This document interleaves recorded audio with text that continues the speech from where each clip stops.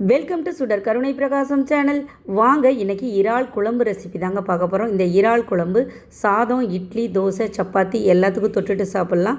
இறால் குழம்பு முதல்ல முறையாக செஞ்சுட்டு அதுக்கப்புறம் இறால் சேர்த்து எப்படி பக்குவமாக சமைக்கிறது அப்படிங்கிறதெல்லாம் இந்த வீடியோவில் டீட்டெயிலாக சொல்லியிருக்கேன். இது வரைக்கும் யாரும் நீங்கள் இறால் குழம்பு செஞ்சதில்லை அப்படின்னா இந்த வீடியோ உங்களுக்கு ரொம்ப ரொம்ப யூஸ்ஃபுல்லாக இருக்கும். ரொம்ப பக்குவமான முறையில் இறால் செய்யும்போது கண்டிப்பாக டேஸ்டியாக இருக்கும். இறால் பிடிக்காதவங்க கூட இந்த மாதிரி குழம்பு வச்சு கொடுத்தீங்கன்னா கண்டிப்பாக விரும்பி சாப்பிடுவாங்க. இதுக்கு நான் 1.5 கிலோ அளவுக்கு இறால் எடுத்திருக்கேன். இதை நல்லா க்ளீன் பண்ணி எடுத்துகிட்டு வந்ததுக்கப்புறம் 1 கிலோ 350 கிராம் இருந்துச்சு. பாருங்கள், அதில் உள்ள நடுவில் உள்ள குடலெல்லாம் எடுத்துகிட்டு அவங்க நல்லாவே க்ளீன் பண்ணி கொடுத்துருந்தாங்க கடையில் வாங்கும்போதே. இப்போ இதை நான் தயிர் ஊற்றி நல்லா க்ளீன் பண்ணி எடுத்துகிட்டு வந்துட்டேன். தயிர் போட்டு நல்லா க்ளீன் பண்ணதுக்கப்புறம் கொஞ்சமாக மஞ்சத்தூள், கல்லுப்பு சேர்த்து கொஞ்சம் நேரம் மேரினேட் பண்ணி வச்சிடணுங்க. வச்சுட்டு அதுக்கப்புறம் க்ளீன் பண்ணணும். அப்போ தான் அதில் உள்ள கிருமியெல்லாம் செத்து போகும். ஏன்னா இது சீ ஃபுட்டில் சில பேருக்கு அலர்ஜி வரும். அதுக்காக தான் நான் இந்த மாதிரி எப்போவுமே இந்த மாதிரி கடல் உணவுகளில் நம்ம மேரினேட் பண்ணி க்ளீன் பண்ணி எடுக்கிறத கொஞ்சம் மெனக்கெட்டு செய்யணும். அப்போ தான் அது டேஸ்ட்டு இருக்கும், அந்த கவுச்சி ஸ்மெல் இல்லாமல் இருக்கும். இதை ஃபாலோ பண்ணிக்கோங்க. யாராவது புதுசாக நீங்கள் ப்ரான் சமைச்சிங்கன்னா இந்த டிப்ஸை ஃபாலோ பண்ணிக்கோங்க. அந்த ஸ்மெல் இல்லாமல் இருக்கும். இதை நல்லா வாஷ் பண்ணி நான் இப்போ எடுத்துகிட்டு வந்துட்டேங்க. மஞ்சத்தூள், உப்பு போட்டு ஊற வச்சதை வாஷ் பண்ணி எடுத்துகிட்டு வந்துட்டேன். இதுக்கு வெங்காயம், தக்காளி, இஞ்சி, பூண்டு இதெல்லாம் அளவாக கட் பண்ணி வச்சுருக்கேன். 1.5 கிலோ 1.25 கிலோவுக்கு மேலே செய்கிற இறாலுக்கு எவ்வளோ வெங்காயம் சேர்க்கணும் அப்படிங்கிறதெல்லாம் என் வீடியோவில் நடுவுலேயே சொல்கிறேன், ஸ்கிப் பண்ணாமல் பாருங்கள். இப்போ ஒரு கடாயை அடுப்பில் வச்சிடலாம். கடலெண்ணெய் நான் ஒரு 3 டேபிள் ஸ்பூன் ஊற்றிக்கிறேன். ஃபஸ்ட்டு சோம்பு 1 டீஸ்பூன் சேர்த்துக்கோங்க. கிராம்பு, அன்னாசிப்பூ இது ரெண்டுமே கொஞ்சமாக சேர்த்துக்கோங்க. கல்பாசி அதுவும் கொஞ்சமாக சேர்த்துக்கோங்க. பட்டை 2 சின்ன துண்டு சேர்த்துக்கோங்க, ரொம்ப சேர்க்க வேண்டாம். அது நல்லா பொரிஞ்சதுக்கப்புறம் ஒரு 400 கிராம் அளவுக்கு சின்ன வெங்காயமும் பெரிய வெங்காயமும் சேர்த்தே தான் கட் பண்ணியிருந்தேன். இது நல்லா பொடி பொடியாக கட் பண்ணி நான் சேர்த்துருக்கேன். 1.25 கிலோ ப்ரானுக்கு நம்ம இவ்வளவு சேர்க்கணுங்க. அப்போ தான் இந்த குழம்பு நல்லா டேஸ்டியாக இருக்கும். நல்லா வதக்கி விடுங்க. இப்போ கல்லுப்பு ஒரு 2 டேபிள் ஸ்பூன் சேர்த்துருக்கேன். நல்லா வதக்கி விடுங்க. வெங்காயம் நல்லா அந்த ஒயிட் கலர், பிங்க் கலர்லேருந்து நல்ல ப்ரௌன் கலரில் மாறணும். பாருங்கள், இந்த கலருக்கு நல்லா சேஞ்ச் ஆனதுக்கப்புறம் தான் நம்ம மற்ற பொருளெல்லாம் சேர்க்கணும். இப்போ 1.5 டீஸ்பூன் அளவுக்கு நான் இஞ்சி பூண்டு பேஸ்ட்டு சேர்த்துக்கிறேன். நல்லா வதக்கி விடுங்க. வெங்காயம், தக்காளி வெங்காயம் நல்லா வதங்கினதுக்கப்புறம் இஞ்சி பூண்டு பேஸ்ட்டு சேர்த்திங்கன்னா அடி பிடிக்காமல் இருக்கும். இதை ஃபாலோ பண்ணிக்கோங்க. நான் ஃப்ரெஷ்ஷாக அரைச்ச இஞ்சி பூண்டு சேர்த்துருக்கேங்க. அப்போ தான் இந்த குழம்பு நல்லா டேஸ்டியாக இருக்கும். தக்காளி இதுக்கு நான் 300 கிராம் அளவுக்கு எடுத்து பொடி பொடியாக கட் பண்ணி சேர்த்துருக்கேன். அரைச்சும் சேர்க்கலாம். அரைச்சி சேர்த்திங்கன்னா நிறைய தண்ணி விடும். ஏன்னா ப்ரான்லேயும் தண்ணி அதிகமாக விடும் அப்படிங்கிறதுனால நான் கட் பண்ணி சேர்த்துருக்கேன். இந்த வெங்காயம், தக்காளி நல்லா மெர்ஜாகி நல்லா அப்படியே பேஸ்ட் கணக்காக நல்லா வதங்கி வந்துடணுங்க. சுருண்டு வதங்கி வரணும். அப்போ தான் குழம்பு நல்லா டேஸ்டியாக இருக்கும். எல்லோரும் வைக்கிற அதே மாதிரி தான் நம்பரும் வைக்கிறோம். வைக்கிற முறையை நல்லா பக்குவமாக செஞ்சால் அந்த ரெசிபி நல்லா டேஸ்டியாக இருக்கும். பாருங்கள், வெங்காயம், தக்காளி நல்லா வதங்கி வந்துருச்சு. வதங்கி நல்லா சுருண்டு இந்த மாதிரி எண்ணெய் பிரிஞ்சு வர்ற டயத்தில் நம்ம மசாலா பொடியெல்லாம் சேர்த்துக்கலாம். இப்போ மல்லித்தூள் ஒரு 3 டீஸ்பூன் சேர்த்துக்கிறேன்.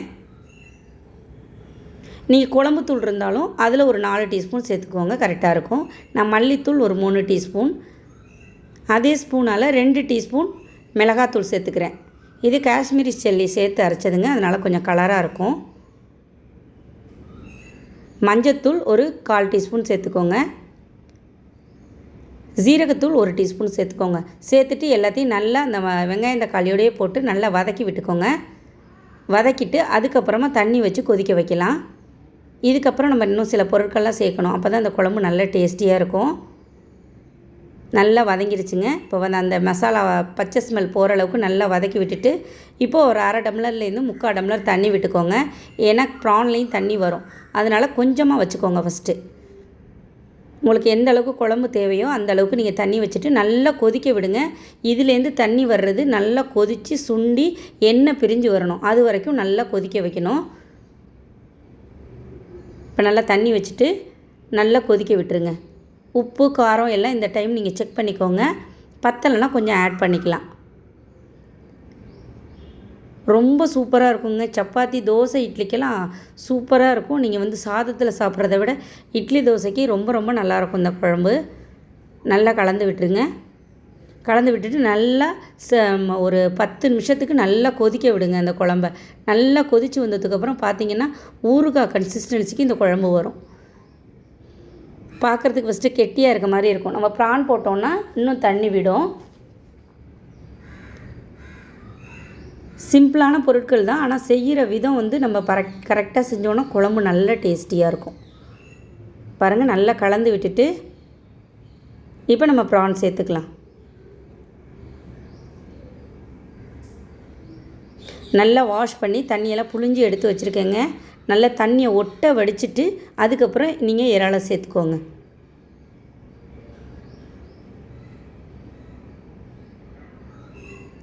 கையாலேயே அள்ளி போடுங்க. நீங்கள் அப்படியே எடுத்து குப்பரை கொட்டினீங்கன்னா தண்ணி நிறையா இருந்துச்சுன்னா அது குழம்போட இன்னும் தண்ணி ஆகிடும். அதனால் கையாலேயே நல்லா புழிஞ்சு எடுத்து போடுங்க. அப்போ தான் இறாலில் இருக்க தண்ணி ஓரளவுக்கு மட்டாக இருக்கும், ஸ்மெல் இல்லாமல் இருக்கும். அதுக்காக தான். இப்போ நல்லா கலந்து விடுங்க. ப்ரான் வந்து ஓவர் குக் ஆகக்கூடாதுங்க. ஓவர் குக் ஆணுச்சுன்னா ரப்பர் மாதிரி ஆகிடும், சாப்பிட்றதுக்கு நல்லா இருக்காது. நான் சொன்ன முறைப்படி நீங்கள் வந்து வாஷ் பண்ணுறதும் க்ளீன் பண்ணுறதும் அதே மாதிரி செஞ்சு வச்சுக்கோங்க. ப்ரானை ஒரு 7லேருந்து 8 நிமிஷம் தாங்க வேக வைக்கணும். இப்போ தண்ணி இல்லாத மாதிரி இருக்கும். நீங்கள் மூடி போட்டு ஒரு 5 நிமிஷம் இல்லைன்னா 4 நிமிஷம் அப்படியே விட்டுருங்க. அது தண்ணி வரும். அதுக்கப்புறம் எடுத்து பாருங்கள். இப்போ தட்டை திறந்து பார்த்ததுக்கப்புறம் நல்லா குழம்பு கன்சிஸ்டன்சிக்கு இந்த அளவுக்கு வந்துருச்சு. பாருங்கள், உருண்டையாக நல்லா சாப்பிட்றதுக்கு ஸ்பாஞ்சு மாதிரி இருக்கும். இந்த டைம்லேயே நம்ம கொஞ்சம் நேரம் விட்டுட்டு ஒரு நிமிஷம் விட்டுட்டு நம்ம மற்ற பொருட்கள் சேர்த்து இறக்கும்போது கண்டிப்பாக நல்லாயிருக்கும். இப்போ பாருங்கள், 1 டீஸ்பூன்லேருந்து 1.5 டீஸ்பூன் நான் மிளகுத்தூள் சேர்த்துக்கிறேன். ஏன்னா மிளகாத்தூள் நான் கம்மியாக தான் சேர்த்தேன், 2 டீஸ்பூன் தான் சேர்த்தேன். மிளகுத்தூள் 1 டீஸ்பூன் சேர்த்துருக்கேன். அது மிளகுத்தூள் சேர்த்து நீங்கள் கொஞ்சம் முன்னாடியே குக் பண்ணிங்கன்னா அது கொஞ்சம் கசப்பு தட்டின மாதிரி இருக்கும் குழம்பு. நீங்கள் லாஸ்ட்டாக சேர்க்கும்போது நல்லாயிருக்கும். அது இப்போ கிளைமேட் சேஞ்ச் ஆகி வருது. இந்த டைமில் மிளகுத்தூள் இந்த மாதிரிலாம் தூக்கலாக போட்டு சமைச்சு சாப்பிட்றப்ப உடம்புக்கு ரொம்ப நல்லது.